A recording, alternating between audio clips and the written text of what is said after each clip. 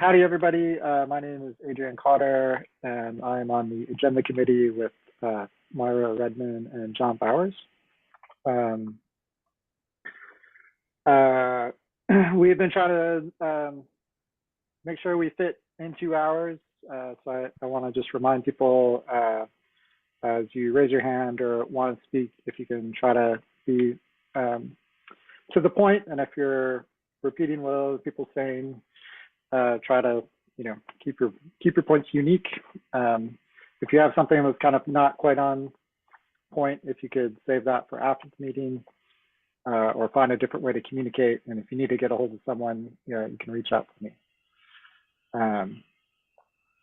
So the first thing we'll do is do some introductions, and then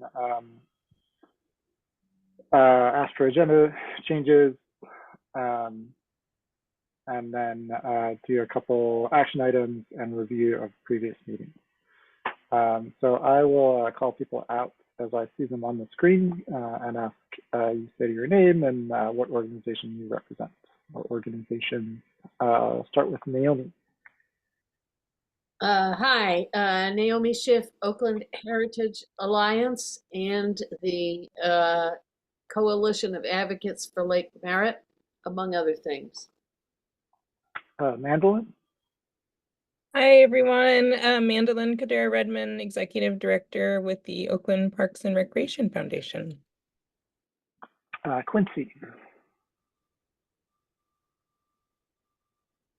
Good evening, everyone. I'm Quincy Williams, and I'm the Assistant Capital Improvements Project Coordinator for Oakland Parks, Rec, and Youth Development. Thank you. Welcome. Rick. Hi, Rick Rickard, Bike East Bay. Felicia. Hi, I'm Felicia. I am the Management Assistant for Oakland Park, Rec, and Youth Development. Welcome. Myra and Bob. Hi, Myra, Lake Merritt Institute, Measure DD Agenda Committee, etc. And Bob Warrior. Yeah, Reed Warrior. Right. Bob Redman, Essex Community Action Committee, and Lake Merritt Conservancy. Jenny. Hi there. Jenny Gerard, Weed Warriors, Lake Merritt Advocates,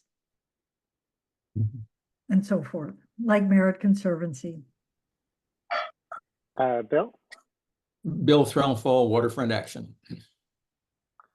Robert. Robert Kidd, Interested Citizen.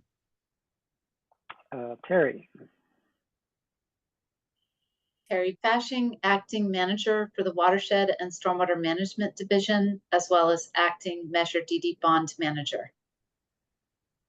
City of Oakland Public Works. Thanks, Terry. D. Hi, I'm Di Rosario, board member on the East Bay Regional Park District. Katie.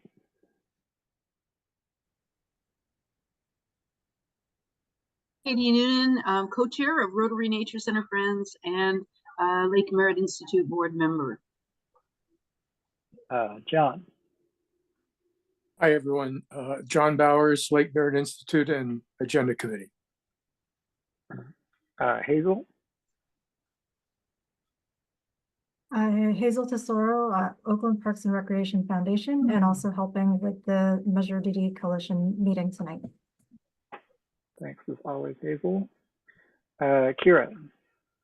Hi, everyone. I'm Kira Pasco. I am the Development Director with the Oakland Parks and Recreation Foundation. Glad to be here. Welcome. James.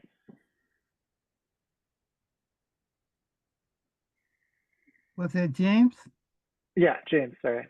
Oh, good evening, everybody. James Ban with Coalition of Advocates for Lake Merritt. Stephanie. Hi, I'm Stephanie McFadden. I'm a board member of the East Bay Rowing Club out of the Jack London Aquatic Center. Welcome. Amanda. Hi, I'm Amando Miller. I'm a board member with the Portobello Residents Owners Association. Welcome. Stephen.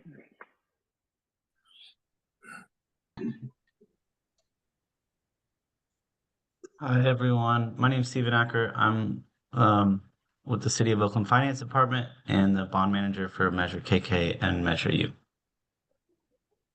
Welcome. And then John Klein. Yeah, hi, my name's John, and I'm a resident of Brooklyn Basin and on the Coalition Estuary Park Task Group. Great. All right. I know the agenda went out today, so I'm not sure if y'all got a chance to review it, but if there are any changes and additions people have, please speak now.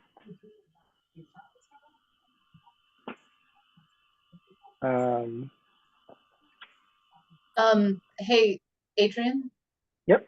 So I'm the one who put that little thing in here, brief note on action items from previous meetings. Should I go ahead? I just wanted to really say a brief note. Should I do that now? Sure, go for it. Okay. So I just wanted to note that I revised the way this agenda was organized, and so that any action items from previous meetings that were not completed are on the agenda as an agenda item. And then the further down in the agenda, oops, let me share my screen. Where is it? How do I do that? Share screen. Here we go. Sorry, folks. So then so up in the agenda, we have action items, and we'll talk about this later in the meeting, that weren't completed yet. And then all of the action items that were completed are at the bottom and can just be read by the people reading the agenda, but we're not really going to go through them. And some key action items that I wanted to just mention, I have included in my DD Bond Manager report, which I'll give shortly. Okay, that's all. That's good. Great, thanks, Terry. And sorry, I meant to share the link to the agenda if you didn't have it. I could just put it in the chat.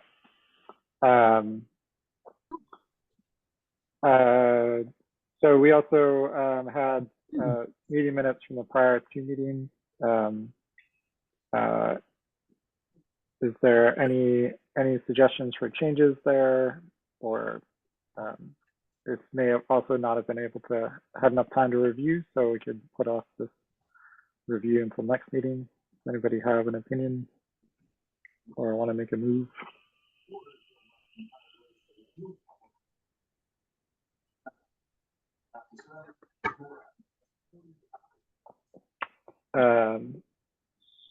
So hearing nothing, I would say we just move approval of the meeting, the minutes. That's okay. Or These are quite long minutes. Has anybody actually read them? The latest ones? I mean, they look very good and complete, and also I have no idea whether they're entirely perfect or not. well, the agenda committee reviewed them.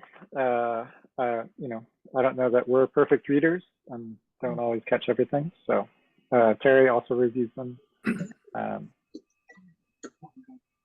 As a member of the agenda committee who did review the minutes, I simply want to add a note of thanks and congratulations to Hazel for doing such a great job.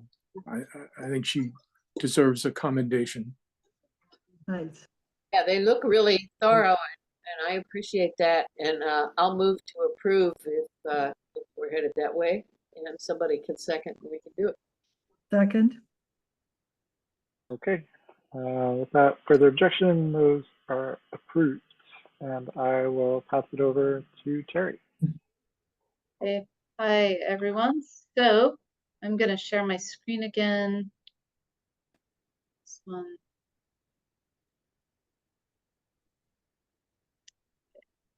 So I am not ready to send out this PowerPoint or the fiscal report.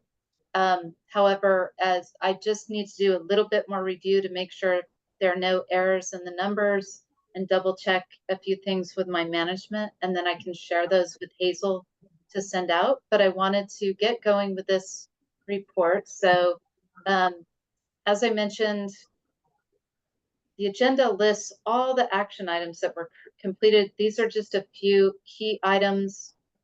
I was asked at the last meeting, along with Assistant City Administrator Harold Duffy, to schedule a meeting with the Estuary Park Working Group within 2 weeks. I made that happen with the help of all the other participants. Thanks, everyone. And we discussed parcel in the Estuary Park project. We're going to talk about that later, so I'm not saying we should talk about that right now. Then Rebecca Darr, who's the project manager for the 2 projects listed on the second bullet. Rebecca Darr and I met in person with John Bowers. We organized that meeting and had a meeting to discuss these projects. We can talk more about that later as well. Thank you, John, so much for coming in to meet with us.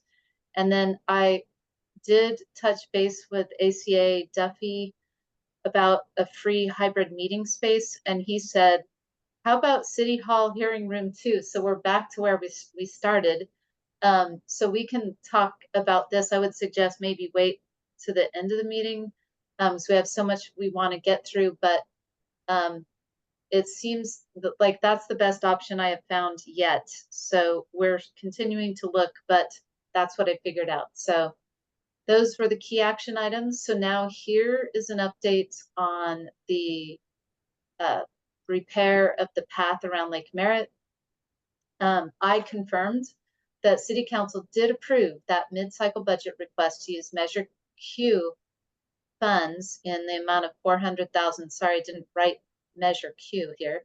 To add to the budget for this project, the cost estimate was at $660K, and now they have a budget of $700K to help pay for staff costs, whatever, maybe change orders, so on and so forth. So, and what I learned, I did check with fiscal and found out that this is a sure thing. This $400,000 will go to this project. Whatever happens with the budget, still this Measure Q funding will go to this project. No contract is in place yet. I did send an email asking for, mentioning that ACA Duffy said that this project would be prioritized. So I have communicated that to the division in Public Works that is implementing this project. And I asked if they could provide a schedule for project completion in time for the September Measure DD meeting. I also notified all the divisions and departments of your request for the city to develop a long-term trail CIP plan, for lack of a better word, and maintenance/repair plan. And I've notified all the divisions and departments who I thought would be responsible for that ultimately, and they acknowledged receipt of my note. So moving on to the project update, I've made a change to the way that I'm presenting this based on some feedback I got from the agenda committee and a few other Measure DD coalition meetings. So hopefully this will be a good way to do it. So I wanted to just run through the active project updates and a few other things, and then move on to all the other elements that I'm covering tonight. So in this category 1, Lake Merritt restoration water quality improvements, the only active project in that category is a project that it has been completed, and the project manager has retired. So we're trying to investigate this a little bit, but basically what she had been saying is that she was going to use remaining funds for getting remote capability for the irrigation, but it turns out there are no remaining funds because there was a little error in Oracle. And so I confirmed that with our fiscal team. And so therefore, I'm going to designate this as a completed project unless we can identify some funding to do the irrigation work. And the division manager for the division that completed this project, that's projects and grants management, she's checking with Parks and Tree Services Division to see what communication there had been about the irrigation work. So Also, Stephen Acker and I are going to talk about this later, but we can no longer charge labor to measure DD Series C because we're so far past the deadline. And so we're trying to address that issue. So I'll talk more about that, but for some reason I wrote that note here, so I thought I would say it. So moving on to category 2, maybe if y'all could take notes and then we could come back if you have questions, unless you think that we should ask questions now, but maybe I could just get through the project updates and then you could let me know if you have questions. Is that okay with everyone? Let me know. That sounds fine. Okay, let me know objections. So moving on to category 2. So because of the Estuary Park being a delicate matter, I wanted to go ahead and read this verbatim. I'm going to try to summarize all of the other project updates, but I'm just going to read this. So the Estuary Park project is proceeding to the public review process for the draft Estuary Park Master Plan, which includes Parcel N in the overall design. Parcel N is owned by the Brooklyn Basin developer.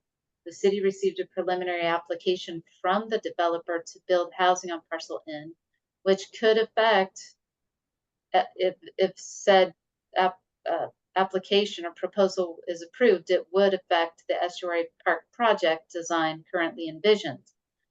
City staff will proceed with planning entitlements with the planning entitlements process for the draft Estuary Park Master Plan, CEQA adoption, and the major conditional use permit, which will clear the path for phased implementation of the Estuary Park Master Plan to deliver public serving improvements that would not impede the developer application from being considered by decision makers in the future.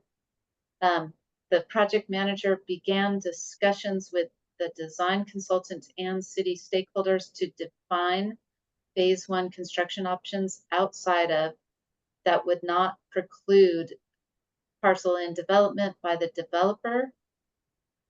Options for phase 1 and the schedule depend on the timing of available funding, which I'm going to talk about, and remediation of the park site. So that is my update for Estuary Park. We're going to talk more about that later in the meeting.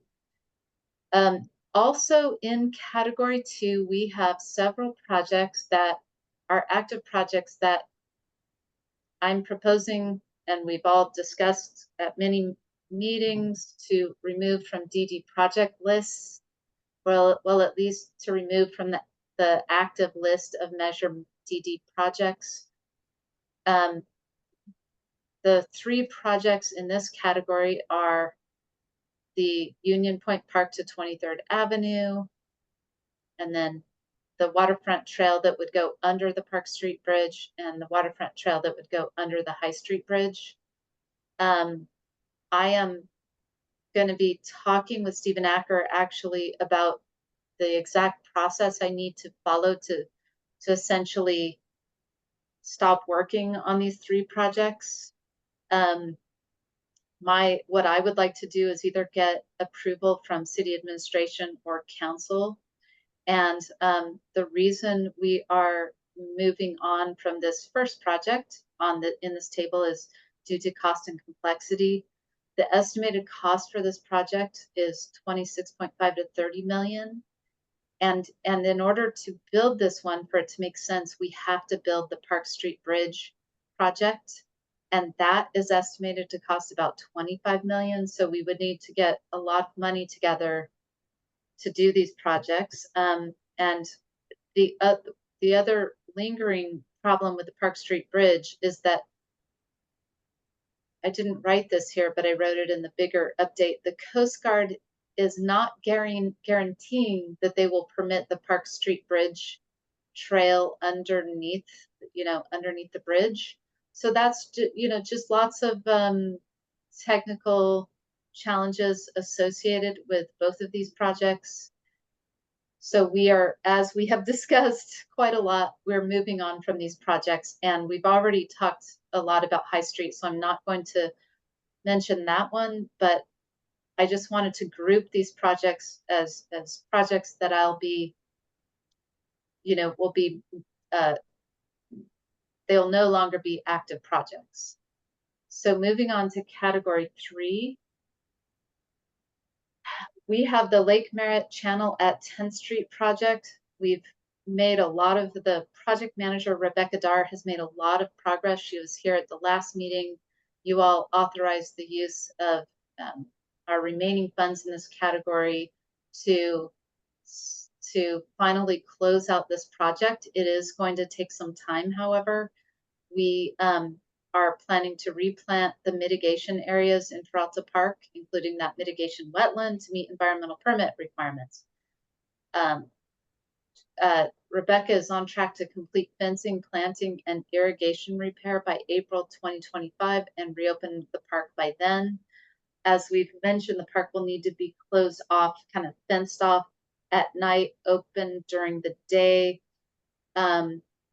There will be fencing off of the planted areas to protect them. And the plant establishment contract will last for at least 3 years. And the regulatory monitoring and reporting will last for, the last I heard was 10 years, but I think we're trying to negotiate that with the regulatory agencies. So I think it'll be 5 to 10 years of monitoring and reporting. So the good news is that Rebecca is full steam ahead. She will get this project done, and we're finally making progress. So so moving on to projects to be removed from the DD projects list, and I apologize if that's really not the right terminology to use, but I am just saying we're no longer going to have these be active DD projects. This has already been discussed with the coalition. This Lake Merritt Channel at 7th Street. Series B funding was used for this project because the flood control district has indicated that they do not want to make any changes to their pump station. They have no pending plans for this. We have this project on major ice, and maybe it would be really great if this could be a project in the future, but it's not going to happen anytime soon because we absolutely would need the flood control district to be a partner with us on it, and they are not ready to do that. Also, there's that Lake Merritt Channel to Estuary connection. This has also been discussed. Funds were spent to design a project that was ultimately beyond the funding capability of the DD program. And so this one, my understanding is it was moved over to DOT, to Oakland Department of Transportation. I would like to connect with the folks in that group who are involved with this project to understand the degree to which they are prioritizing it, what their project will look like, so on and so forth. And I would like to provide an update on that at the September 2024 meeting. I will say that I just, and also I'll be talking with Stephen Acker about both these projects, again, either getting city administrator or council approval to make it official that we're no longer working on these as measured DD projects. So just moving on to the category 5, where we're spending Series C funding. So we have the Cortlandt Creek Restoration Project. We ran into a roadblock or an issue with that one. We had completed construction of the channel and the bank, and then it was damaged by unforeseen conditions and storms. We're going to use Measure Q and all remaining Series C funding in this category that is available to do the repair. Also, we're going to complete all construction and planting in 2024. And then after that begins the 10 years of monitoring and reporting and plant establishment as well. So then for the Glen Echo Creek project, no updates. We've had that on ice due to staffing issues. We're still planning to get public engagement done in 2024 and get design to 30% done in 2025. Oopsie, sorry about that.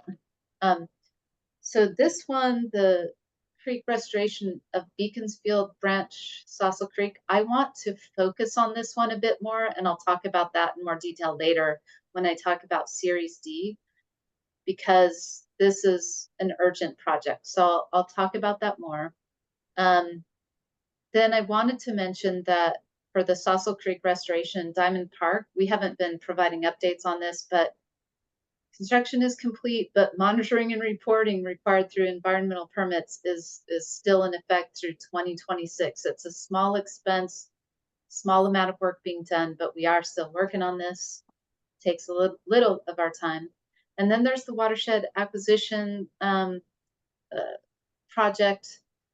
We'll have a report from Mike Perlmutter at our September meeting. He found a really great property that it would be really great to acquire. We have about 800,000 to purchase it. If that's not enough, the property owner is actually doing an appraisal now, and I think is interested in selling it to the city. So we should have more information by September.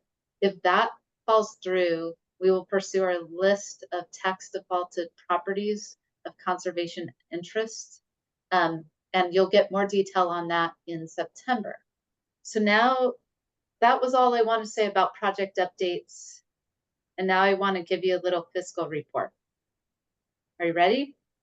Any questions on projects? No? Okay. Just one point on your last slide, Terry. You have at the top, you have active projects to be removed from DD project list. Yeah, error. I will fix that. Thank you. Oopsie. Yep. Sorry about that. Okay. Yeah, thanks for pointing that out. I will correct that. Okay, so I updated and reformatted the project update table. These are the. Sorry, Terry. Just I see that James has his hands up. Oh yeah, go ahead, James. It's just a short comment. I really am delighted that we're finally making a decision to move some of the projects that we just keep saying the same thing over and over about, just move them out of the way so that they're inactive, so that time can be spent on projects that can move forward. So I just really want to congratulate this effort, this decision to do this way. Thank you. Okay, thank you, James. And John Bowers. Oh yeah. Sorry. Yes, I just wanted to ask a quick question about the 7th Street flood control station. Oh yeah. What were the improvements that were under consideration initially that the flood control district has now decided they don't want to proceed with?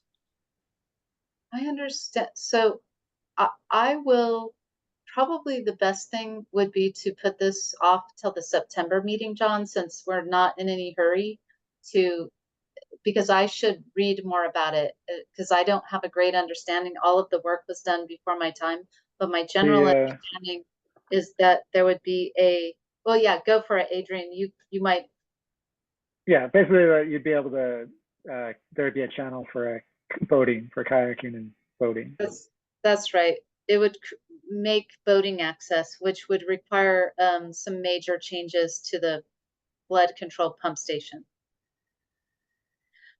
But the details on what level, what type of changes would need to be done to the pump station, I don't have that info right now. But we can talk about it in more detail if you want.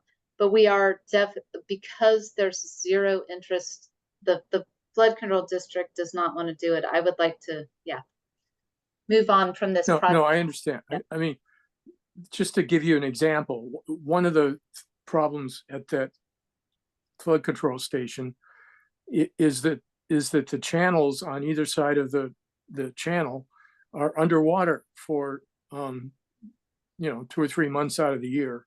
Yeah. Now I don't know what you can do to solve that problem, but it's a significant structural issue with the way that facility is operated. Yes. So I hear what you're saying. Yeah. Okay. Well, maybe someday something will happen there. So, okay, so I want to move on to this fiscal report. I also will tell you about the status of staff labor charges. Actually, Stephen, do you want to just mention that if you're still in this meeting, Stephen Acker? I wanted to note that we can't charge anytime, and it's been a few months since we can't do that anymore. So can you provide that update? Can you all hear me okay? Yeah, okay. Did you already, on this screen that you're showing right now, you don't see any labor charges, but Yeah. yeah. It's just a general, and we're not really, like, here is the fiscal report that I'm going to go through, but, and we do show labor charges, but we're not going to have, anyway, I just wanted you to say why that is. So, just so everyone's on the same page, well,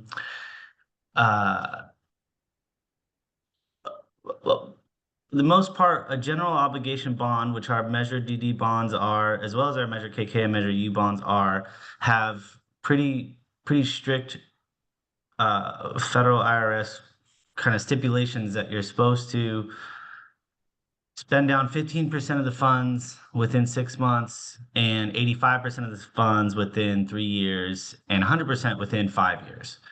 You know, that's a rule to kind of encourage municipalities and special districts to not go out and bond for things unless they are actually ready for that. And so I say that just for the overall amount of money. Because the Measure DD money from 2017 is already past that 5-year threshold, we had to go back and get go to our bond counsel from the deal and tell them, like, hey, we had COVID, we're dealing with a lot of extenuating circumstances that have delayed our project implementation for many of these funds, and we had to get special permission to still spend the money. Otherwise, you're supposed to actually, if you don't use the money after 5 years, you're really kind of supposed to just put it towards debt service. Fortunately, together with the Public Works Department and our city administration and our attorneys, we were able to get a favorable opinion to go out and still spend the money from 2017, even though it's 7 or 8 years old. But the stipulation is it can only go to direct project costs, and it shouldn't be going to city employee salaries. So after doing a big analysis about, hey, what do we have left over, and what are we going to spend this money, or how we're going to encumber it so that it'll eventually get spent, it was made very clear to us that it can't go to employee salary charges.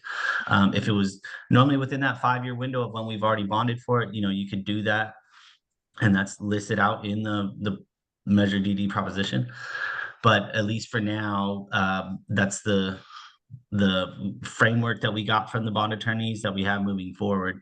And I would just say, and Terry will probably speak to this, is that that really kind of ties city staff, kind of ties your hands, so to say, in that if staff are being paid out of another measure or another grant or some other funding source, they can still work on the project, but they can't draw their salary directly to this 2017 money.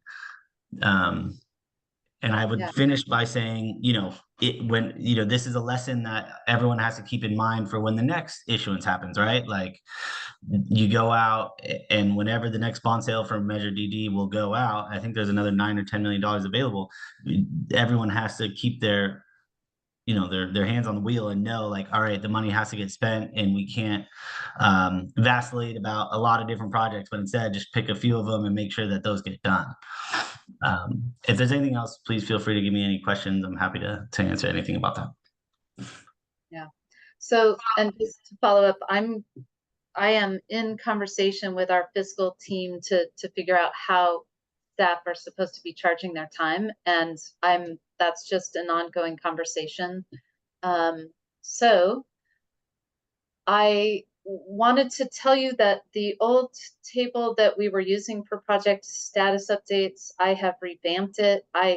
This table makes sense to me, but it might not make sense to everyone. So you can provide me with feedback, but I tried to simplify it and make it easier for me to work in. So and you had wanted me to show labor and versus non-labor charges. And then these are expenditures to date. And then I'm going to talk about this remaining funds count column and get some feedback from you. And also, as I said, I will be sharing this, but I need to, I want to double check and make sure there are no errors in here. And I need a little bit more time with it, but it's in very good shape right now. So I just wanted to say, I don't want to go through this in a lot of detail. I wanted to let you know that I have this in place, and we can come back to this because I want to make it through the spending plan for remaining funds in Series C and the conceptual plan for spending Series D. And I want to, spend our time on that. But I just wanted to show you that we have this together. And the way I want to just explain how this is organized right now for you to show you that we have the, the status column, which is, every project has a little status update. And then we have the fiscal side with this, the project manager and the project number, the name. And then there's a little bit of confusion here that I would need to explain, and maybe I need to write in some notes, more notes, but this is the total amount of Measure DD, that the voters voted on. And then in each funding category, there are 5 of them, I put the original amount that you will see if you look at the website. So if you go to the website and you look at the actual bond language, this shows how much is in each funding category, right? Although interestingly, it's not added up. So in category 1, we have a certain amount, so on and so forth. So I'm showing that amount in this column. This is category 1, this column, but mainly what I mean to say is in this row under total in bond, I'm showing that 88,250,000 for category 1. Now, this amount, you have to subtract 6.5% from it because 5% goes to administrative fees all along and 1.5 to public art. And I'll get to that when we get to the bottom of the spreadsheet. I just left this as is to say this is the original allocated amount that shows up in the in the bond language. And then to the right, this is the amount that shows up in the resolution when we went to council to sell Series C bonds. And so that's what this amount is, whether it changed or not, shouldn't have changed, but well, it kind of does change because we have to remove 5% and 1.5% for public art. But I just tried to keep these 2 columns, or these 2 amounts here that I'm going to just highlight for 1 second. Like that is what either got approved by council or is in the bond language. So it's a little confusing though, because then I'm showing these labor charges, non-labor, then spent to date and remaining funds, but these numbers should not add up to this because we have to take out 1.5 and 5%. So I just wanted to mention that there are confusing aspects of the spreadsheet that bother me, but that's where I am right now in deciding to do this. Then the other thing is, as we go through here for each project, we're listing this, right? Labor, non-labor, spent to date, and then here we have a negative balance that we're trying to figure out how to deal with that and why did that happen. This happened before my time. This is the first time I've seen that we have a negative balance here, so I'm talking with fiscal about that. But for the most part, you know, and here's another example of that, but we are showing if we have remaining funds in a given project, then this amount, this remaining funds amount, let me get to a better example down here, say with Estuary Park, the remaining funds plus encumbrances, what that means is the design consultant, we have set aside funds so that they can do their work. We've encumbered those funds and they can only be used for that design work by that particular consultant that won the work to design Estuary Park. I don't actually like combining remaining funds and encumbrances, but for simplicity, I did that. And if you would like me to separate those out, I could do that. But I just wanted to make it clear because this relates to what I'm going to talk about in a moment when I talk about our spending plan for Series C remaining funds, which includes encumbrances. So I'm not going to go into much more detail. Suffice to say, there's a lot of detail in this document, but it includes what I think you asked for, which is labor and non-labor. And then down at the bottom, it shows what we've spent on public art as well as administration. And then I've added notes when I need to add notes. So as soon as I can verify that there are no errors in this and that it all makes sense, then I'm going to share this with you. So that's what I wanted to let you know. I put a lot of work into this, as did my fiscal person, and we will be providing this to you. Okay. Bravo, Terry, for wrestling this to the ground. Sorry it took me so long. I know it's been a long time waiting, but it is, yeah. So this is what we are. Yeah, go for it, Adrian. Terry, this is Bill. I Bill. strongly urge you to separate remaining funds and encumbrances. They Thank have you. entirely different implications for how the remainder is to be used. Thank you. I will do that. And Thank you. I agree completely. I can't understand it without doing that. So I will do it. Thanks. Thank That's you. great feedback. Yeah. Okay. Okay. So okay, so now I want to shift over to this presentation. Where was I? I'm here. Okay. So I wanted to talk to you about Series C remaining funds spending plan. Whoops, my problem. Okay, I can barely see that. Oh, I can see it down here. Okay, so now this amount that I'm showing on this slide, the total of $9,099,453, that should match my table.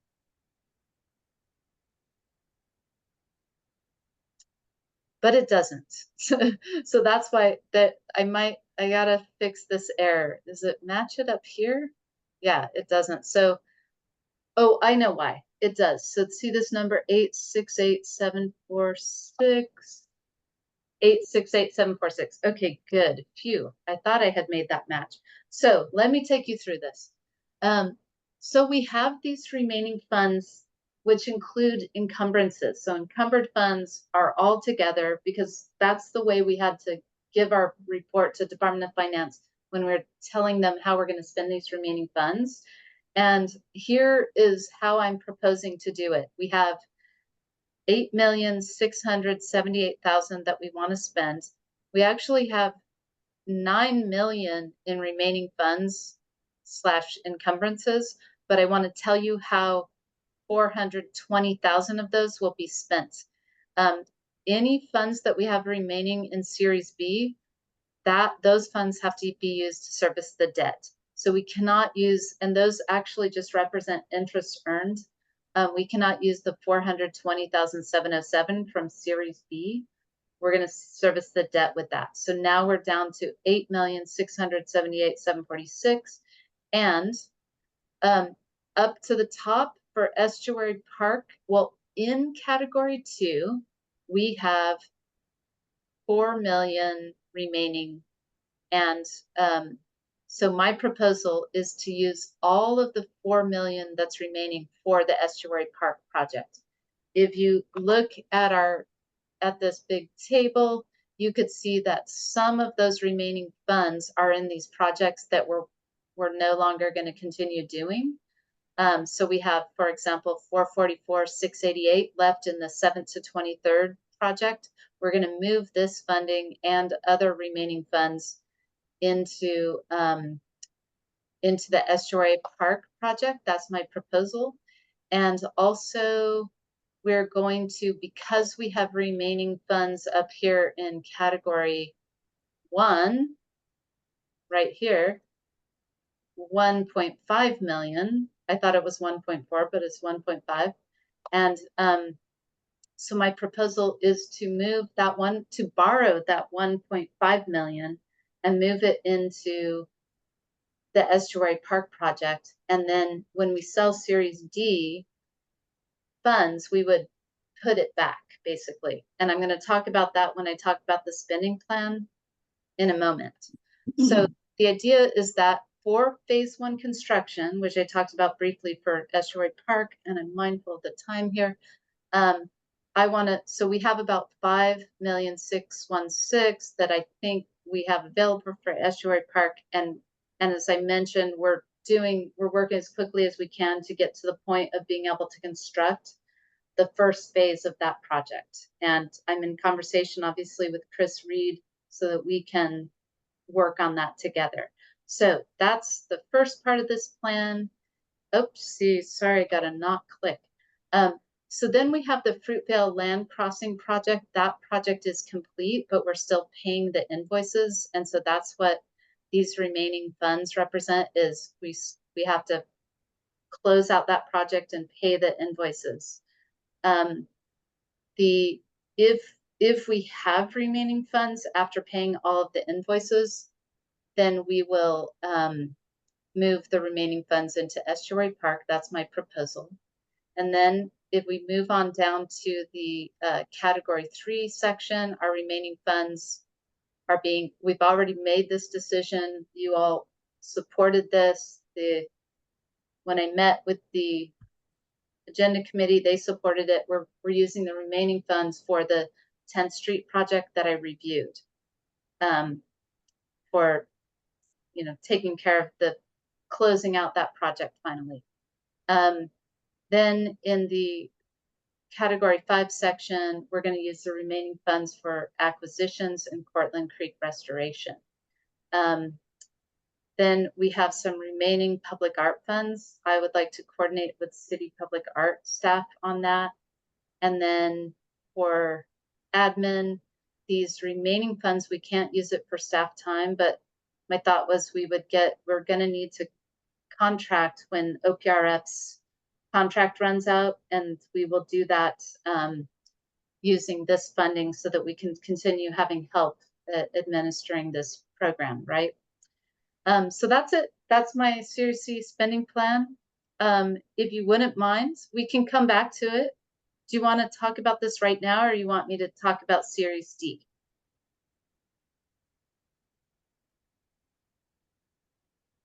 I don't see any hands up, so I would say let's move on to D. Okay, and please forgive me if I'm going too fast, let me know. Going too slow, let me know. Okay, so moving on to Series D, and I'm realizing that I just want to say there's an error that I will also correct, that I thought I had 1.4 million that I was going to borrow from category 1, but we're actually borrowing 1.5 million for Estuary. So I'll correct it in the plan for Series D, but what I'm going to present to you tonight assumes 1.4. So I'll show you what I mean. Okay, and the way I've done this is I have a big spreadsheet, but I broke it into chunks for presentation purposes. And so let's talk about Series D bond issuance, and we're not talking about timing yet, except for the Estuary Park project. which I will also get to. And I want to just say that I'll handle this category by category. For category 1, the plan is to build as many of the wish list projects as we can. And in order to do that, these projects aren't implemented by my group, they're implemented by project and grants management. And I've begun the conversation with Chris Reed, the division manager, and I will talk with her. I will sit down and talk with her, as well as Stephen Acker, the bond manager, and our fiscal team. And we'll talk about what is the timing of when we could make this happen, if you all agree that this is a good plan that I'm proposing. So as you said, I have an error in here. So see where I say return 1.4 million if moved to category 2 for Estuary Park. I need to change that to 1.5 million, okay? And then these numbers reflect 1.4 million instead of 1.5 million. So this is like 100,000 off. So the idea here is that the way I've done this is that I am saying that, you know, the authorized amount for Measure D is shown under the column that says authorized amount, and that's the total amount for the bond. And so the amount that's already been issued, Series A, B, and C, is shown in the column to the right. And then, therefore, the expected amount for Series D is shown in the Series D column. But then the yellow-headed, the column that begins with a yellow shaded cell, that subtracts out the 6.5 for art and admin, and in the case of category 1, adds in to correct the amount that was borrowed from Series C in this case, which was in this table is 1.4 million, but it's going to change to 1.5 million. So that gives us almost 8.7 million. And what I have done here is I've listed the wish list projects in order of CIP score. And my proposal is that we go ahead and try to complete these first 3. These are estimates that need to be ground truthed, but right now these are the best estimates we have for these projects. This also shows, because we did an analysis, so this column here shows, is it an extension of a council approved DD project? Yes or no, or partial.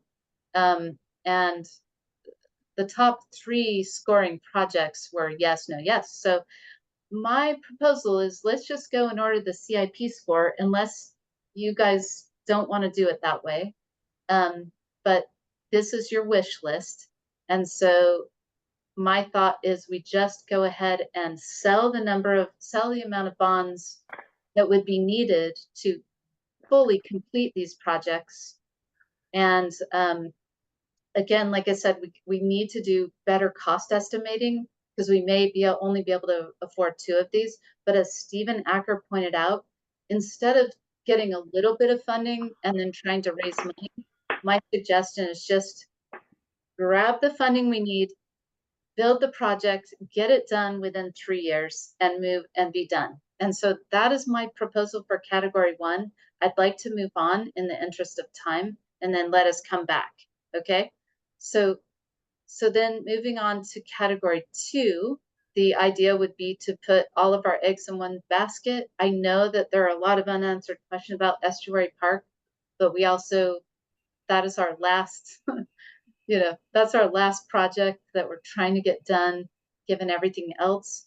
And so, here comes in that 1.4 million error. I need to correct that to 1.5 million, but the idea would be that I would take out the 1.4 million, because we think in Series D we would be getting 20 million, but I would subtract that by 1.4 million or 5 million. And then we end up, and then you take out the 6.5% for admin and art, and you get about 17.5 million. So my proposal is put that all into Estuary Park project, So until we know for sure what that project's going to cost, I say let's just plan to spend it for that. And when we're ready to go for that, we will. And we're trying to be ready to sell these bond funds, not this year, not 25, not 24, 25, but 25, 26. But again, I need to talk with Stephen Acker and the project manager, and a lot depends on how fast we can get through the entitlements. And obviously there are complexities associated with this project, but this is my plan right now. Okay, so then moving on to category 3, same thing. You all have presented a wish list. I have listed those in order of scores. So my thought was that we would just try to build the first 3, but and again, same idea. I think we're going to be getting about 5.3 million, 5.4 million in Measure DD funds. And you can see that if you add up the top highest scoring projects, it comes to 7 million. So we would have to adjust, and adjust the scope of a given project, so on and so forth, and try to build these first 3 or some versions of them for the 5 million that we have coming to us. And then for category 4, we're getting 2 million, 2.2 million. And my plan here is to work with projects and grants management and OPRYD.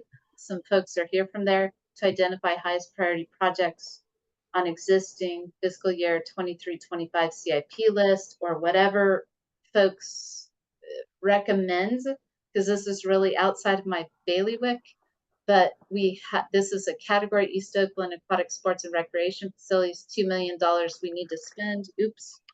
And that's my proposal there. And then category 5, we only have 450,000 coming. I would like to focus that funding on either the Glen Echo Creek project or the Beaconsfield project. The Beaconsfield project is actually, I think that got prioritized because there's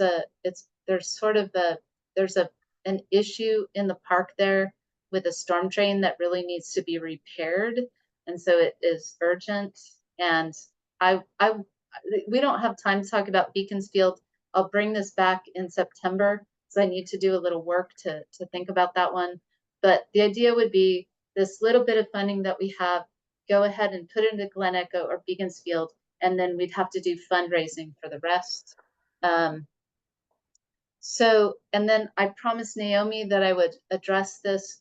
Why did City Council approve postponing the issuance of Series D bonds in the amount of 9.8 million for the Estuary Park renovation project? We did propose to use 9.8 million. At the time, we thought that we'd be ready to use this amount to construct a portion of the project in fiscal year 24-25. Things changed. We're not ready to do that. And Stephen can also talk more about the reasons for this, but so it was in the budget to sell Series D bonds for the Estuary Park project, but the project's not ready. We need to spend the Series C funds and are planning to focus the remaining funds in Series C on constructing the first phase of the Estuary Park project.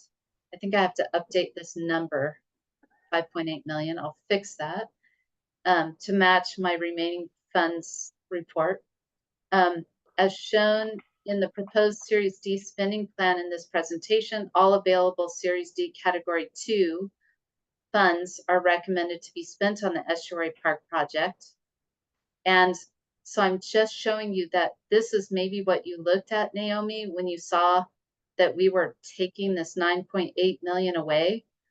And it looked like we were taking that from Series C. However, what I learned when I talked to the Department of Finance is that because they have not sold Series D funds yet, they don't have Fund 5323, because that's what it will be.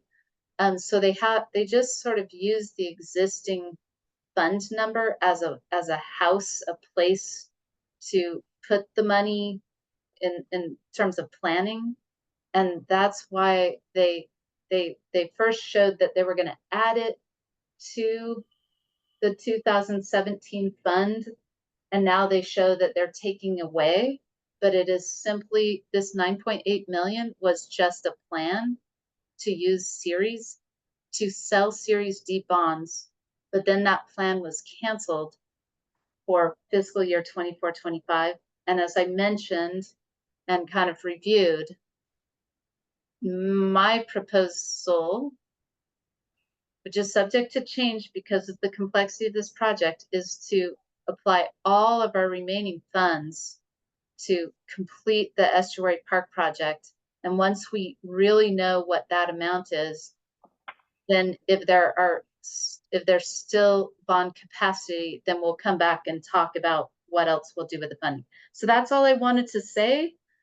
Whew, that was a lot, but that's my presentation.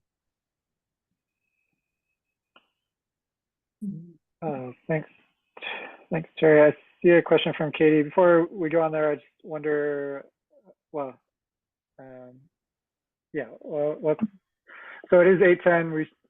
We're now a little behind on agenda. So if we can keep things brief as possible, that'd be great. Katie? Thank you. Terry, I'm very excited that money is going to be directed towards the path outside the Rotary Nature Center. But I was wondering if there's any news about the permit application for building the bathroom on that structure. No. I think is this the one? Yeah, if we could follow up on that some other way. Yeah. Can we? Yeah, I would love to have a follow up on that. I had heard at the end of May that it was getting close, and I would love to have a follow up. Thank you. Bill. Terry, would you say again the budget errata that you presented that Naomi had shared indicated that the $9.8 million was 2017 Series C. You're saying it is not 2018 Series C? It's 2017. No. 2017 Series C, I mean? Maybe Stephen Acker can help me talk about this. This published document, part of the budget that went to council, has a mistake in it? Is that what you're saying?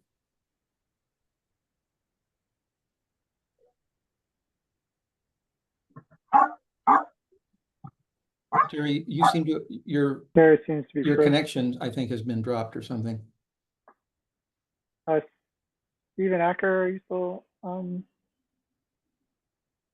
I don't see Stephen. I guess it was a tough question. Yeah. So let me take a look at this.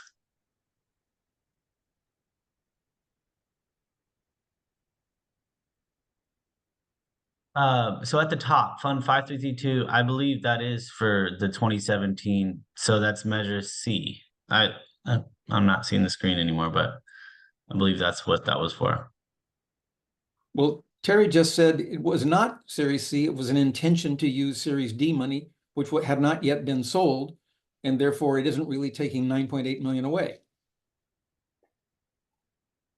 So again, I'm not going to get into the details of everything unless I have the stuff up on the screen, and I'm happy to do the best of my ability to explain. But I don't see it either.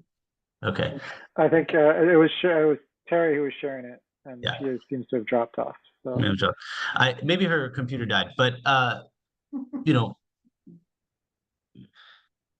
for the purposes of this meeting, since we are talking about Measure DD, I really need to avoid opining on anything else outside of what we're talking about with Measure DD. There it is.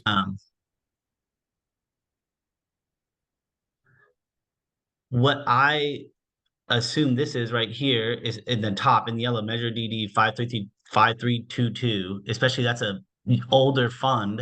I believe that is from the money that we got from 2017. And whatever 9.8 million, that is the money that we had to go out to the bond attorneys and say like, hey, that money's still left over. Can we go use it? And it was in the budget that is now being deliberated right now because, you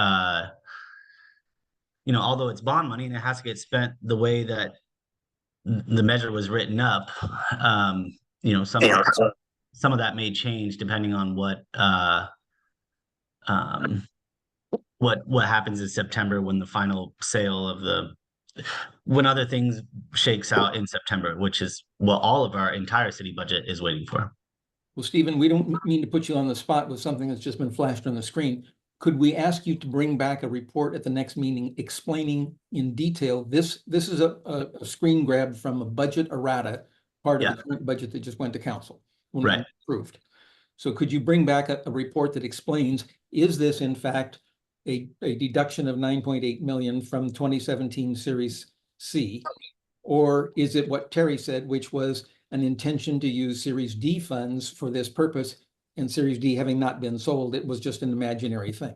Yeah, I understand where the confusion is now, because from what I recall, the leftover like authorization that's under Measure DD is about this amount, like 9.8 or 9.5 million of bonds that hasn't been sold under their authorization. So that number does, I'm happy to bring back, you. A report about that. Yeah. I'm sorry, you all, my electricity literally went out mid-sentence and it took me a minute to join via my phone. My electricity is not back on. I talked with Nathan Bassett about this, Stephen, and and I was also confused because that $9 million figure was so similar to the remaining funds figure that we were working with. That amount has gone down below 9 million because we've paid invoices, and so time passed and that number changed a little bit. So I was confused because our number, Stephen, was 9.127 million or something, and so I made the same assumption. I was thrown off, but then I talked to Nathan, and when you look at, that's why in my presentation I showed the 9.8 million that we were proposing to sell in Series D funds for Estuary Park in the 24-25 fiscal year. That decision changed, and as a result, they did this errata in the mid-cycle budget. And what Nathan said, that because they haven't sold the bonds yet, they haven't issued them yet, so they don't create an actual fund for it until after they issue the bonds, and then the city gets the money and they create a new fund number that would be called like 2025, 2024 fund 5323. But because that doesn't exist yet, they use which is named 2007, and that is that 9.8 million is simply saying we're not ready to sell these Series D funds yet. We're going to sell them later.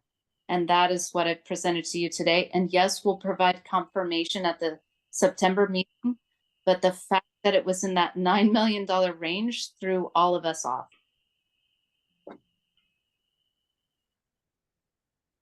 Okay. Myra or Bob? Yeah, first of all, I'd like to thank Terry. It's becoming a little bit clearer. I can see that this was an awful lot of work. And I also want to say that the things that you showed with the larger fonts were a lot easier for me to follow on the screen than the spreadsheets that I was, had my nose up against it. And then my other comment is, if there's any way to get the improvements to the 18th Street Pier under $1 million, it would be nice to knock that out. And we had talked about that on May 24th, knocking out some small ones. And I personally would love to see that gone and done. And by the way, provide an update on that. I did bring that up, and the project and grants management team cannot add any projects right now. And I'm sorry that I didn't cover that in this presentation. I know what you're talking about. And they said that they cannot make it happen because they have so many trying to do and not enough staff. And so they're struggling. And that's why I said for this plan, the Series D plan, I need to sit down with her and Stephen Acker and just talk about realistically, what is the timing of this, right? And one other question is that I don't think you addressed. So this money is staying with Measure DD and is not going to the general fund to make up our deficit? There's no way they cannot take that money for the general fund. That would go against the bond law. They cannot do that. It is not going to the general fund. So. Okay. So I think we'll have probably more time to talk about these things further down the road. So thank you for the work, Terry. I think next up is the Estuary Park Working Group. James and Bill. John too.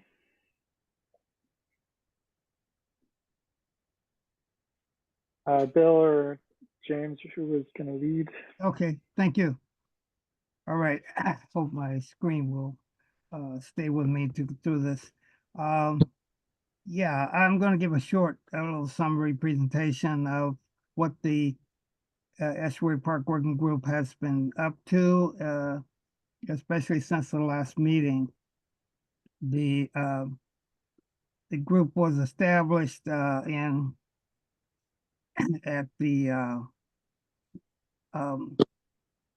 March. Well, actually, yeah, it was established in March, and there was a report at the May 20 meeting, and that report, from that report, we essentially had a lot of questions.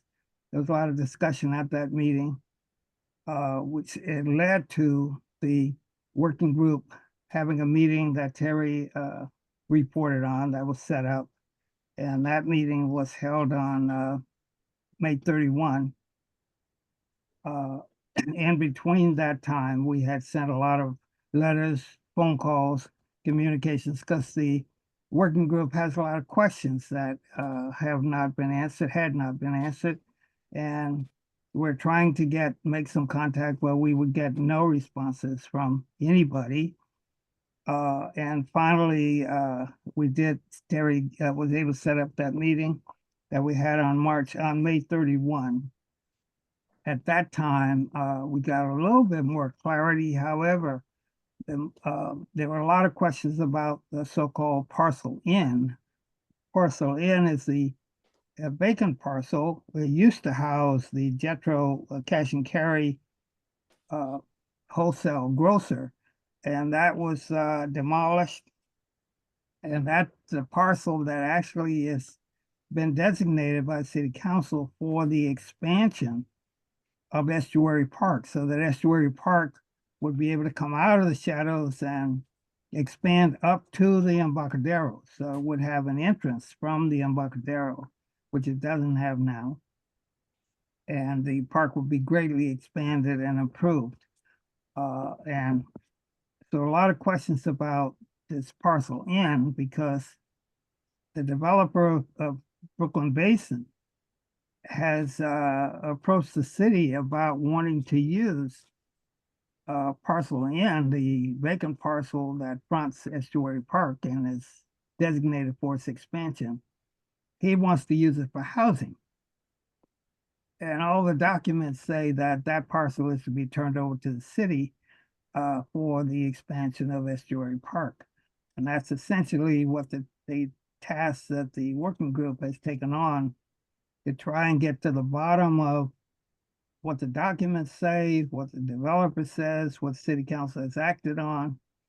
And the working group has done a fantastic job. I mean, couldn't have a better committee of people doing the research and comparing the documents, analyzing them, and so forth, and then keeping our communications corrected. So it's been a hardworking group. Anyway, I'd like William now to show the design that we've already paid for, that Measure DD is already paid for, the master plan for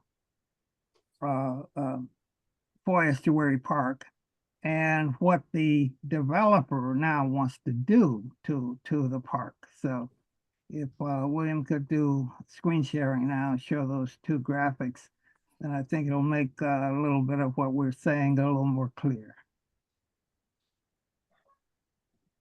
William, can you? You bet. Okay, thanks. So here, just to kick this off, this is a picture that appeared in a business real estate trade piece in February of this year. And it's kind of helpful because it does show the outline of parcel N that James was talking about, and you can get a sense of where it lies within Estuary Park. Here is what the developer wishes to put there. With Naomi's good research, she was able to find on the city's Acela site the preliminary site plan for parcel N produced by on behalf of the developer and submitted. And it shows 7 multi-story buildings for a total of 81 units and a bunch of 81 housing units and a bunch of driveways connecting them all. So it appears perhaps there's parking underneath some of them or most of them. Once we found that, we were in a better position to get a sense of how that might affect the master plan for Estuary Park that you have all seen and become so familiar with by reports from Chris Reed and Terry and others. So here's the master plan. But what happens if we overlay the developer's wish on top of that? And we can see that right here. So here is the plan from Acela overlaid on the Estuary Park site. And it gives you a sense that it obliterates all of the features underneath it, including virtually all of the new parking area, the dog park, and on and on. So we think that this is bad for Oakland. We think it's bad because it's going to force, if it were to go forward, it would force new public funds to be spent to revise the park plan. It frustrates the council's intention when they passed the 2020 plan to develop Estuary Park. And it surely compromises what can be fit into the park in a reasonable way. And it blocks the views from the Embarcadero of the park. It's essentially a wall of buildings between the Embarcadero and the park. It also constrains public access along that. And it complicates Terry's bond expenditure management job significantly. So in view of all that, our task group thinks it's time that the coalition weigh in and take a position about this matter. We weren't able to talk to you about this idea back in May because at that time we didn't have the answers we now have. At that point, Terry said, I don't really yet know much. We hadn't yet had the meeting that was scheduled in which the planning people and Mr. Duffy were present. And we hadn't had an opportunity to see the documents submitted by the developer to the city as part of the preliminary plan. So we would like the coalition to consider adopting this position statement. And I'll just let you, since it wasn't sent out in advance of the meeting, which was our intent, I'll let you take a moment to read it. Or I can read it while people. Sure, that would be great. Go ahead. Okay.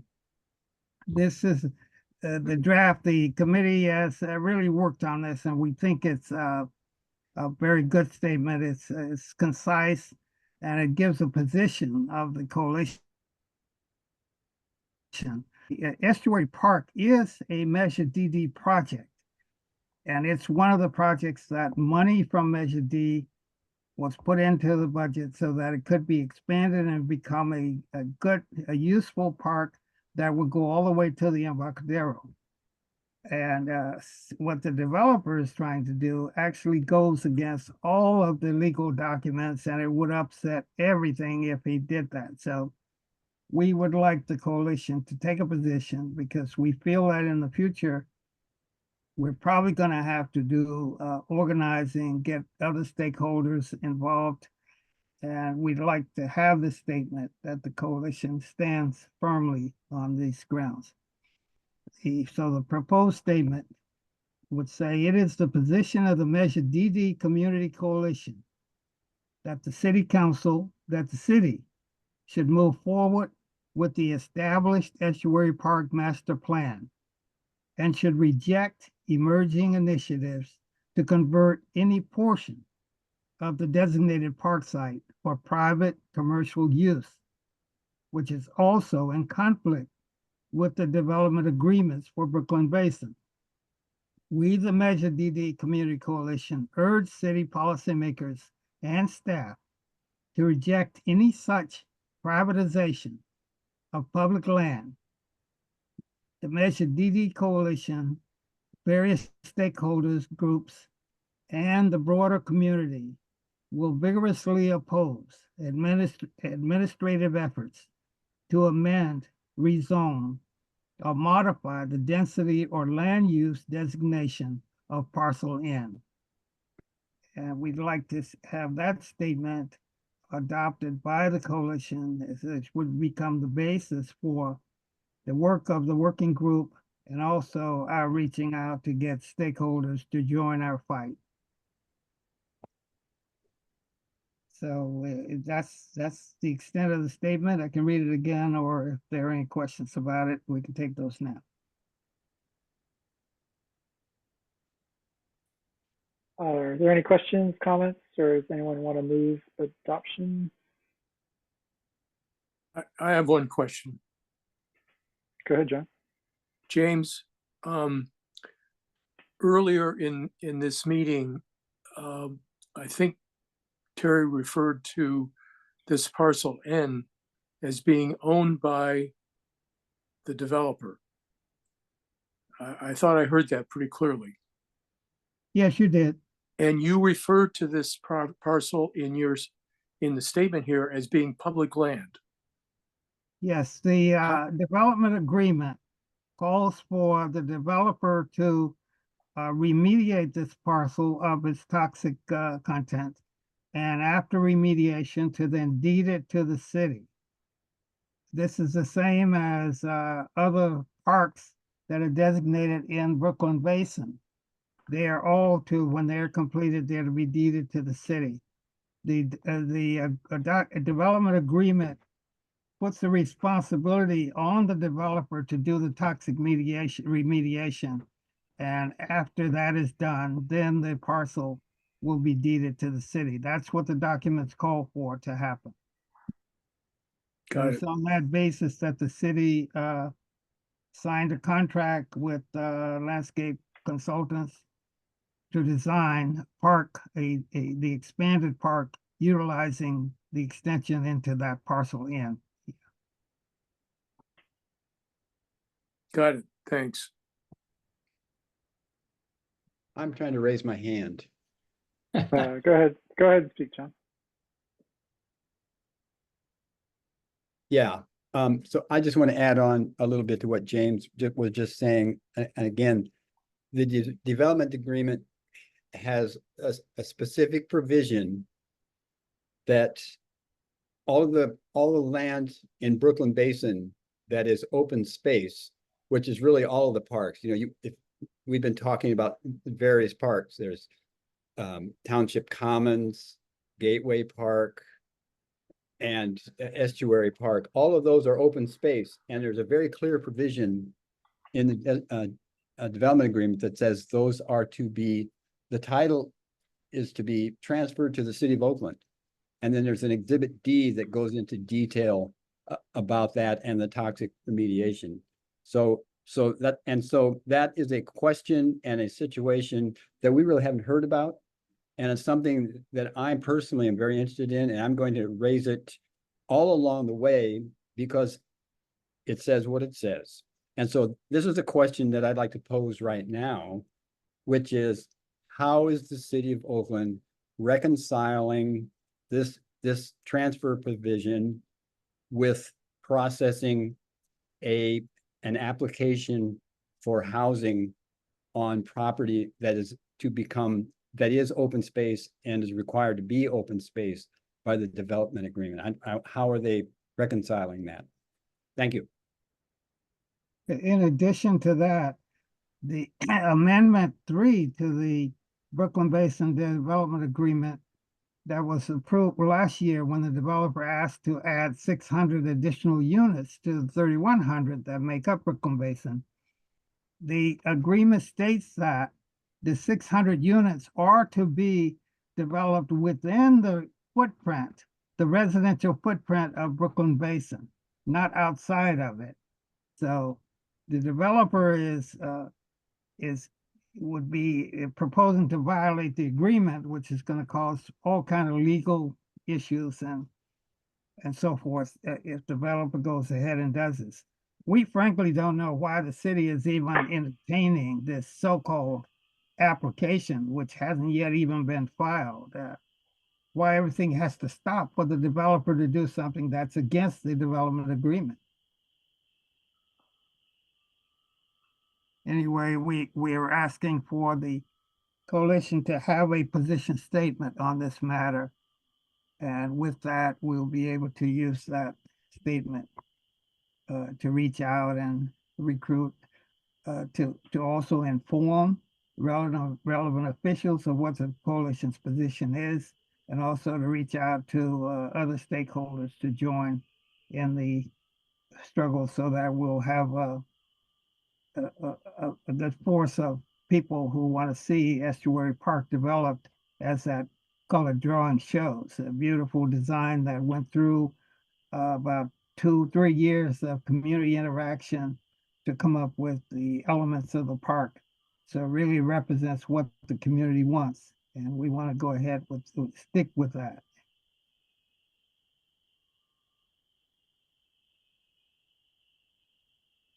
So James, do you want to introduce a motion, or how do you want to do this? Jenny has, Jenny, I think there's a motion on the floor, or Jenny has her hand up. Jenny has her hand up. So other members of the committee, Naomi, Jenny, John, William, Dreffel, and myself, please chime in and add to what we've said. If anything you want to add to what we said, Jenny and Naomi? Yes, I'd like to make one point here. Estuary Park, much like the redo at the south end of the lake where the that has become such an important gathering point, are the jewels of the Measure DD funding. Estuary Park is right up there and is being every bit as important as the south end of the lake. If the city council and the city disregarded years of committing itself to building out Estuary Park, what we would wind up with is that we wouldn't get the jewel, and there would be a park sort of hidden from the Embarcadero behind 81 housing units. In other words, it's kind of a private, in many ways, kind of a private park because it wouldn't be visible. And it is for that reason that, speaking for myself, I'm really outraged that this has come this far. And I urge you to be mindful of what's in front of us, which is we were created to make sure that Measure DD funds were expended the way voters intended. And the city council has repeatedly, in the adoption of the development agreement and the pursuit of the Estuary Park Plan, in its commitment to carry out the creation of this park. So I want to urge all of you to stiffen your spines and understand this is a big deal. This is not just any old little vacant lot. It is a key element of Measure DD. So that's my little outrage. Beautifully said. I would like to move the item. And I would also like to say that one opportunity that Estuary Park presents is to replace what used to happen at Jack London Square, but does not anymore, which is provide a gathering place. There is no gathering place anymore at Jack London Square, and you're slowly filling it in with construction, right? Do you remember going to fireworks down there? Yes.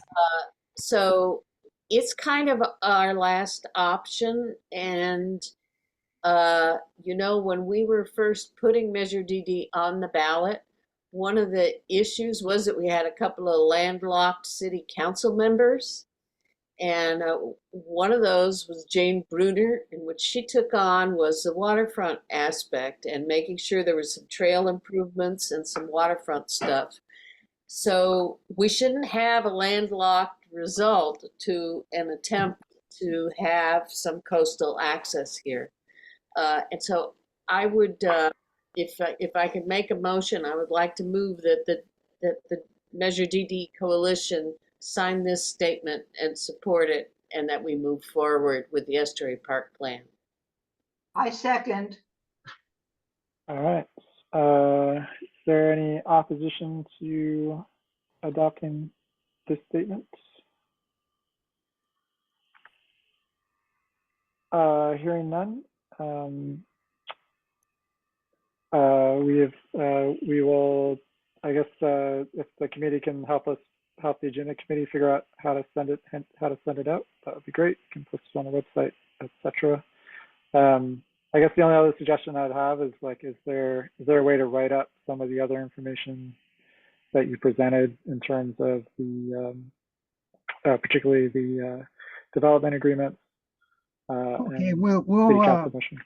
okay, we'll put our report in written form so that it can be filed with the minutes of this meeting. And we have also put together a draft of a letter with this statement, once it's adopted by the coalition, to send it to selected city officials, just to notify them that Measure DD has taken a formal position on this matter. So we have already a draft letter, and that, I believe, is also on the website if people want to look at it. But we will send that to the agenda committee so that the agenda committee can revise it or whatever is necessary, and hopefully send it out, which will put us on officially on the record that we are behind the development of Estuary Park as it has been designed and approved by the Measure DD process. Great. Thanks, James, and thanks for the work of the committee. Myra Just and Bill. want to report that it was unanimously approved. And also, can we send this out to all the news media? Yes, definitely. So we'll be getting that draft letter to you after this meeting. Is there a letterhead for the coalition? Yeah, there is. Okay. There are previous letters that could be the example for this type of yeah, letter. that's no problem. Bill, Okay. did you have a? Yeah, before we leave the subject of Estuary Park, I have some more things to say, but let's finish this first. But I just wanted to make sure we didn't turn the door on Estuary Park. Okay. I think we're good to go on this. Okay, let me just stop this share. So I don't understand the proposed idea that Terry reported on of a phased development of Estuary Park while not precluding the opportunity for the developer to submit a proposal. How, if we were to go forward in this phase thing, how would we provide for parking? Where would we locate the dog park? Where would we locate all of the features which are obliterated by the proposed housing development? It seems to me, without knowing the outcome of that proposed housing development, it's pretty hard to go forward in a phased fashion because we don't have the picture. Excellent point, Bill. William, and I would, in line with that, I would ask that the DD Coalition instruct the working group to make this a stronger letter that in effect says to the city should turn down this proposal by the developer. And we should move forward with the development of Estuary Park, as the city has already paid $1.4 million for the design, and the design is now complete. Everything is complete. It's all ready for construction. They're just waiting for the next step. So I think this is a real deal, and the coalition ought to be kind of upset that there is this attempt to steal land from the city for private housing on what should be a beautiful park. And it's a much needed park in that area. So I think the letter ought to be even stronger than what the committee has drafted, to tell the city that it's the position of the coalition that the coalition should turn down any such attempt to steal the public land and move forward with it as a park as it is developed and designed already. Unfortunately, I believe there will be plenty of time to make this case and these arguments. And I think we might start with concision and move to convincing people. Okay, all right. So the soft letter that we just, in effect, communicating the position of the coalition. Yeah, okay. John, did you have your hand up still, or? John Klein, your hand is up. You're on mute. You're muted. Yes. Okay.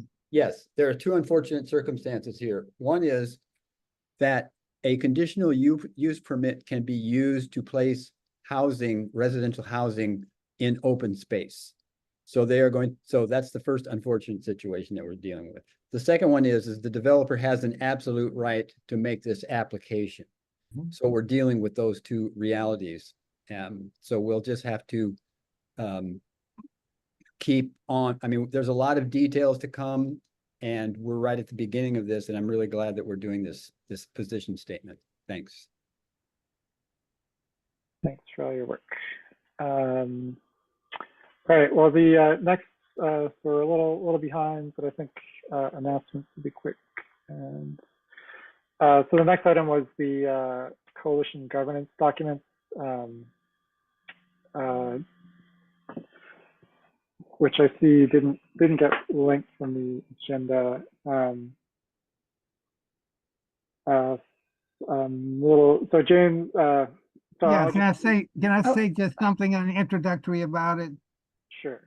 Adrian, yeah, go ahead.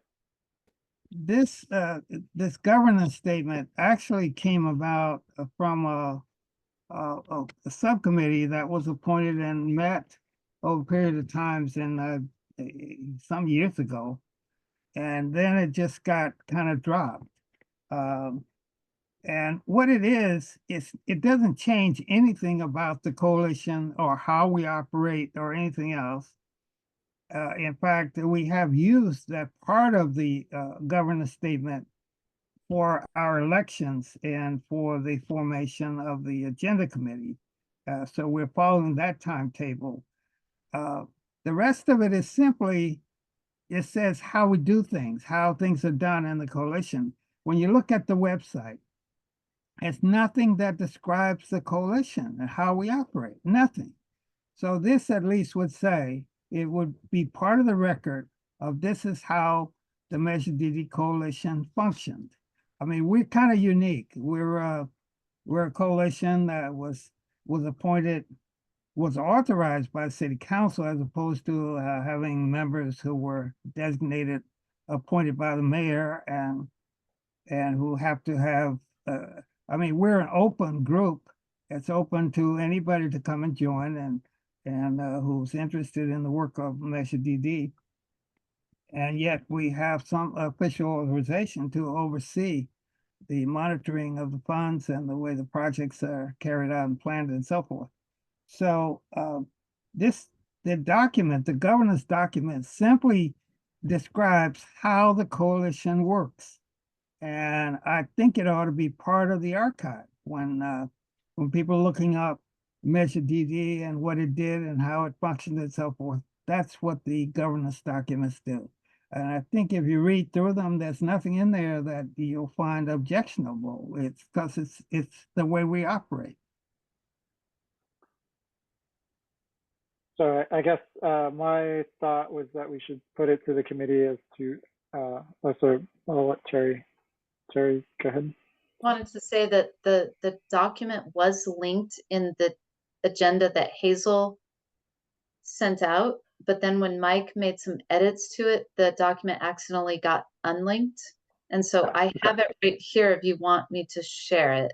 Hazel shared it in the chat, actually. Oh, she did. Okay, got it. Okay. So I don't really want to spend time going through the document here. What I would propose here is we take a vote on whether we want to do this or not, whether we think it's worthwhile, and then maybe we can take the next 2 months to review it and have any suggestions for change before the next meeting. Jenny?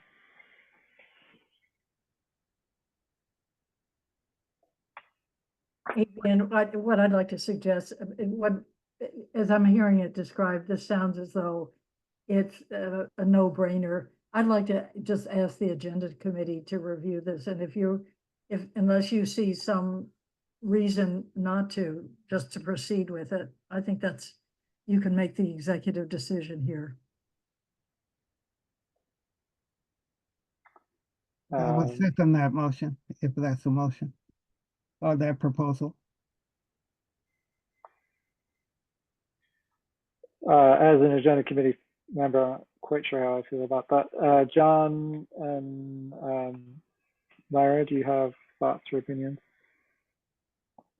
Myra, go ahead. Can I soften that suggestion a little bit? That the steering committee, there's a few revisions that have been made. The steering committee review it, and that the steering committee come back to the September meeting with their recommendation on whether it should be, whether they recommend that it be added to the documents or not. Fine. Okay. Sounds Is good. that the agenda committee or a steering committee? Agenda committee. We don't have a steering committee. Yeah,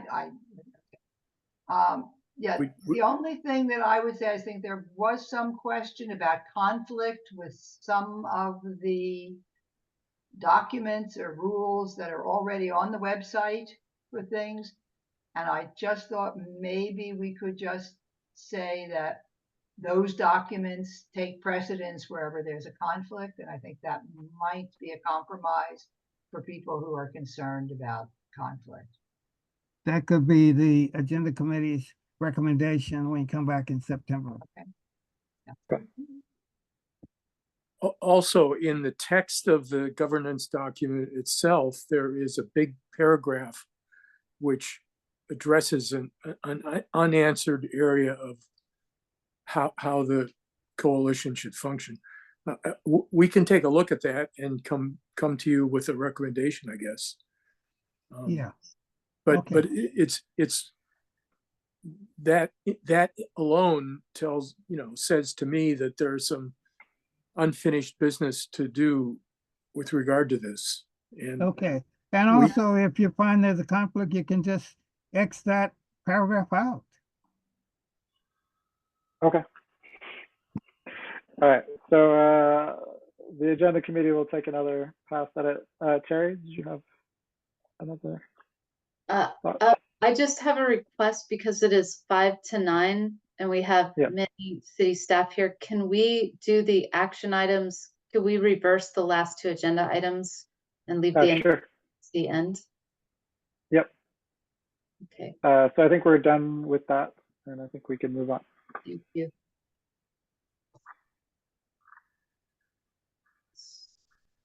So take it away, Terry. Well, for these action items that were not completed from last time, I just wanted to say that I will work with the project manager to ensure the waterfront trail gap closure projects, the files are preserved so that in the future, if the city or another entity want to implement them, they can. And also, as mentioned earlier, I'm determining the process to stop work on those projects. So I'll get back to the coalition on that.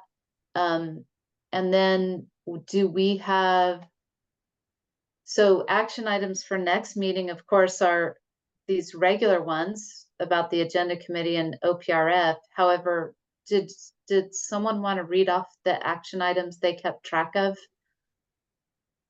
I did not keep track of them. One of them is that I'll make some corrections to the errors in the PowerPoint. And I committed to some other things like, returning in September with some information on the flood control 7th Street project the 7th Street project and I said that Mike would come and give a presentation on acquisitions, but I can't think of any other. The other one was following up on the Rotary Nature Center status. Right, that one. And also you'd asked for an estimate of the cost and the timeline for improvement of the DG path. Oh, right, timeline. I have asked for that, so we know the cost, but yes, timeline. Yeah, okay. Okay, and then the agenda committee is going to review the governance document and come back with a recommendation in September. Right, and we'll also figure out how to send out the statement. Sure. Also, I want to say I will do a much better job of getting the agenda out sooner. I apologize for that. So it's okay. Does Hazel have any notes that we have overlooked? I just had one Lake Merritt channel to Estuary connection, and then Terry, you said you would try to connect with OPDOT and then come back at the December meeting. Oh yeah, I may have said, I meant to say September meeting. I may have said December, but I was hoping to come back to the September meeting just with a little update to clear that out off my plate. So I'll do that September. Yeah, there's no December meeting. Right. I may have. Oh, and Hazel, there's the letter that's to be put on letterhead with the position statement. Yeah. Yes, I have that. And then the working group, are you going to share your PowerPoint presentation? Do you want that put up on the website? I'll ask William to respond to that. So Hazel, it's not really a PowerPoint. That was just a PDF that I was using to show the images. I think they will be included in the recording. Okay, so and also I think Adrian asked if we could file a report from the working group. So I will write up my notes, and the notes do refer to the graphics. So I think the committee can work together. You can make a link, put a link in the notes or whatever. Maybe that'll Yeah, do it. maybe if we can include the graphics in that. Okay. Yeah. I thought of one more. We're going to just come back with clarity about the mid-cycle budget errata, and that 9.8 million, to just kind of explain, in the words of Department of Finance folks, you know, how that works and why that 2017 fund was used to talk about future Series D bond sales. Like, if we need more explanation than was provided here today. Yes. So are we talking now about suggested agenda items for the next meeting? Because that was something I asked from Stephen Acker to do that. So I think yeah, what we're doing we're action items. okay, so I have one more. I would like to suggest that we receive a presentation from Terry and Chris about realistically how the phased implementation plan for Estuary Park actually will work.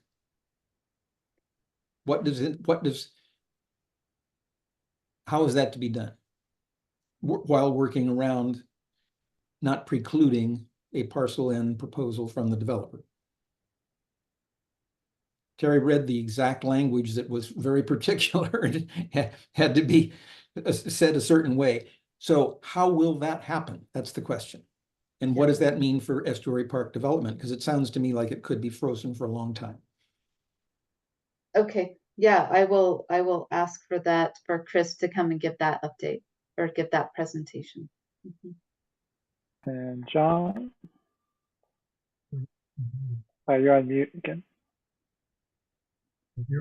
So yeah, so it was obvious in on our May 31st meeting when the staff said they were going to continue with a phasing approach and design around parcel N. And I think it would be good for us to hear a report on what exactly that's shaping up to look like. So Yes. yeah, I'm in favor of that. I just have one more question about this letter. Hazel's going to put it on letterhead. And then who actually sends it and to whom does it get sent? Is there anybody here who knows that? The draft letter shows the addresses that we're recommending, and there are some examples of letters before that have, some of them have been signed by the administrator, the DD administrator, on behalf of the coalition. Maybe Adrian or William can work out how they want it to be signed. Myra, when position statements were simply reported, those were what often took place was the coalition adopted a position, and then the coalition administrator wrote a letter to say, this is to advise you, whoever the subject of the letter is, or the recipient, this is to advise you that on such and such a date, coalition adopted the following position statement, period. So it's not really so much a letter as it is simply a conveyance of the position. You say administrator, is that Terry? That was me. Okay. So Hazel, it's Hazel. it's Hazel now? Mm-hmm. So if the agenda. OPRF. Or Yeah. Mandolin. Yeah, Mandolin here. Especially in this topic, I was sitting on the commission when Estuary Park and Brooklyn Basin all came before me, and so I am in full support of your statement. But I would be supportive of helping in the ways that would feel appropriate. I just wanted to say we have sent out letters from this Measure DD email address on the letterhead, and so that it has that official stamp of the coalition. That's how I've done it in the most recent years. Okay, Adrian, John, do we understand this? We're going to. Who signed those letters? They were signed the coalition. well, the coalition can't sign a letter, really. I mean, Yeah. The coalition's administrator or some officer or agenda committee member could send a letter on behalf of the coalition. But all I was doing was simply saying, this is to advise you that this position was adopted by the coalition, and then signing my name as coalition administrator. It was a clerical function, not an advocacy function. What are you asking us to do as the agenda committee? So Mara, I think we can handle this one offline. Mandolin knows what to do, and we can always talk to Bill if we need to. So I think we can save announcements for a second, but I think we could let our esteemed Oakland Public Works and Oakland staff, OPYD staff go. I appreciate y'all being here and listening in. And this, I would just say that we're the earliest we've ended the meeting in many months. So thank you for helping this up, all of you. Yeah. You. Thanks for having us. Okay, thank you all so much. Do those who had announcements want to announce?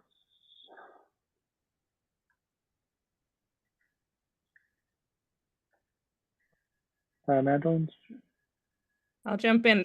Thanks for posting those announcements there. We, OPRF, is in collaboration with Children's Fairyland, the museum, the library, and Visit Oakland to do a campaign this summer, Love Our Lake. And we have incorporated some stewardship opportunities, and we have the next one coming up July 27th. If you are interested in collaborating with me on this project, please reach out to me. I will put my email address in the chat. Thank you.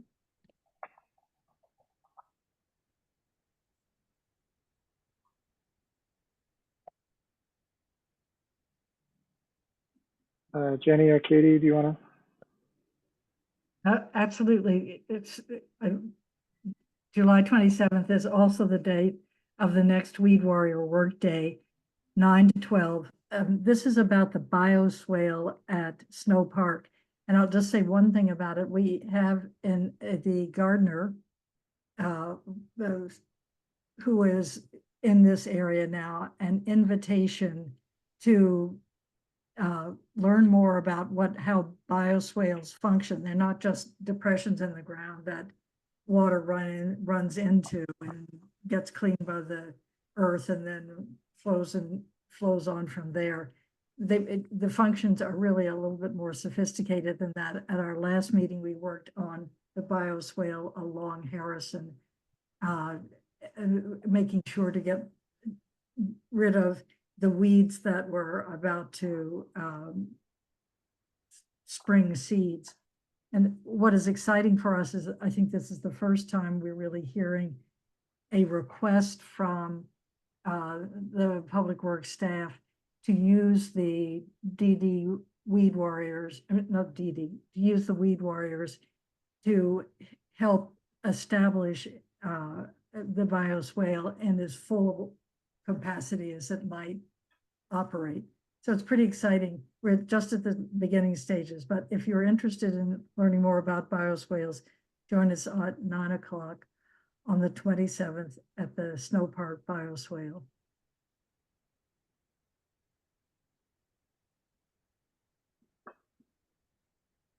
Thanks, Jenny. I guess Katie's already left. She left some info in the chat about her battery's done. Good.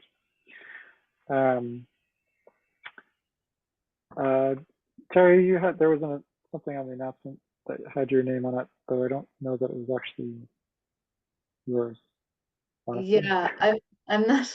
I just left it there, and that's why I stuck around, because I think we've mentioned this before, that the San Francisco Bay Regional Water Quality Control Board is they've started working on what's called a total maximum daily load alternative, so that they can regulate dissolved oxygen in Lake Merritt. And what that means is that requirements will be imposed on the city of Oakland to manage dissolved oxygen in Lake Merritt. And I guess we have a head start on this because we've been working to address the dissolved oxygen, the low dissolved oxygen in the lake. And we're working very closely with the water board on this.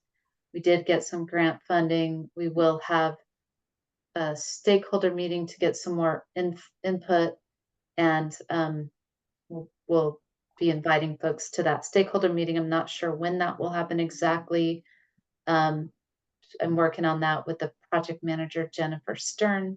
And anyway, the one thing to say is that the water board is assembling a technical advisory committee that they won't have the funding in place for that until next May, but May 2025. However, they are doing that, and we would like to wait to spend the almost $1 million that we're getting from the federal government for Lake Merritt. We would like to wait until that technical advisory committee has really come up with some good recommendations for us. But we're looking into what, we're going to be talking with the grant. The grantor will essentially be EPA, even though these are congressionally directed funds. We're going to be talking with the EPA about the grant requirements and whether we can enter into the grant and know how we want to spend some of the money, but not know how we want to spend the rest of it until we get technical advisory committee input. But we may need to wait to execute the grant agreement until we have a clearer picture of how we'd like to spend the money. And so we'll be meeting with the grant folks soon to get a clear understanding of how that grant will work and how much, and they're giving us tons of time to execute the grant agreement. So we're just trying to figure out what flexibility we have. That's my very long update. Sorry it was so long. And that's it. I think we're ready to go. Okay. Thank you, everybody. Appreciate your time. Thank you, Hazel, for all your work on this, and Lynn for support, and Terry for all the work you did. Thank you all so much. Thank you, Terry. Yes. Agenda Thanks, committee. Terry. Thank you. Good night. Good night. Good night.